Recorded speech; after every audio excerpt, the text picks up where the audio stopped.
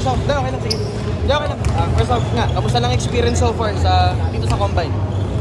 Sa totoo lang, maganda experience to para sa akin. Kasi unang-una, ito talaga yung pinapangarap ko. Since bata ako, gusto ko talaga makapasok dito sa PBA.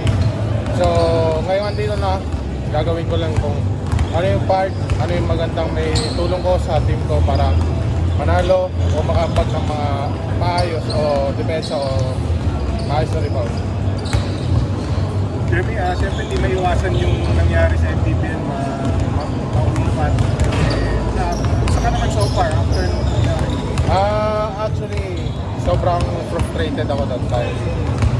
Nagkamali ako and then pinagsisisihan ko naman yun.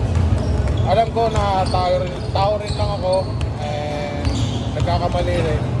Pero sa lahat ng yun yung pinakaunang nangyari sa akin. Sa mga taong galit sa akin, sa mga fans ng basketball sa buong Pilipinas, sa mga player coaches, humingi po ako ng pasensya sa nangyari. And gagawin ko po yung best ko para baguhin yung sarili ko, para magbago, tumino sa loob ng court. Actually, mabait naman po akong tao. Madali po akong lapitan. Yun lang po talaga nagkamali ako. And pangako po na hindi ko na ulitin yung consequence na ginawa ko sa MPBL.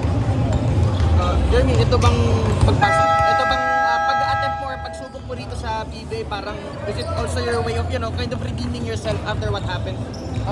Actually, wala naman akong plan to redeem. So, pumunta ako dito, ina-achieve ko tong goal na to para sa sarili ko. Kasi ito yung isa sa pinakamalaking pangarap ko para sa sarili ko. At saka, para naman masuportahan at may balik ko yung mga kabutihan at pagmamahal sa akin ng pamilya at magulang ko. Jeremy, di ba naging mahirap sa'yo kasi siyempre wala kasi MPBL, wala kang masyadong laro na competitive.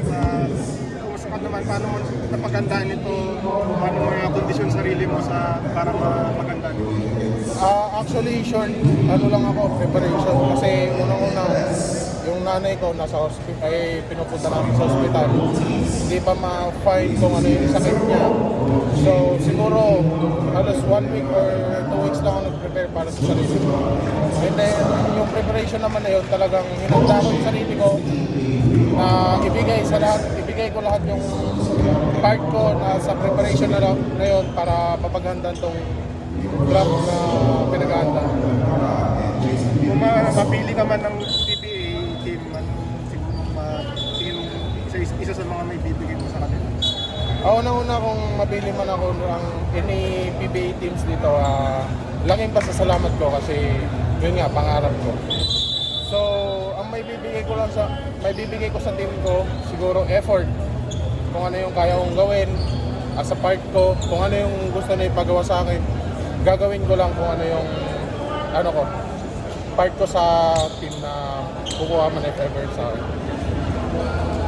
Jeremy, ito nga, medyo malalim-lalim din itong draft class na to. Pero hitik din siya sa mga bigs including you. Parang ano yung tingin mo magiging bentahe mo over the other aspirants? Siguro naman, pare-parehas naman kami. Kasi sa totoo lang, mas kondisyon sila kaysa sa akin. So, makikita na lang sa katawan yan. Pero yun nga, sabi ko, focus lang. Nag-focus lang ako sa kung ano yung kaya kong gawin, kaya kong ibigay. Ginawa ko lang, pinocus ko lang sarili ko. Hindi ako nag-isip ng kahit ano-ano. Basta ko kung ano yung problema ko sa labas, itinabi ko muna. And then nag-focus muna ako sa event na to. Hanggang bukas, kung ano man po yung maging resulta, nagpapasalamat ako sa Panginoon at sa pagbibigay sa akin ng opportunity. Thank you.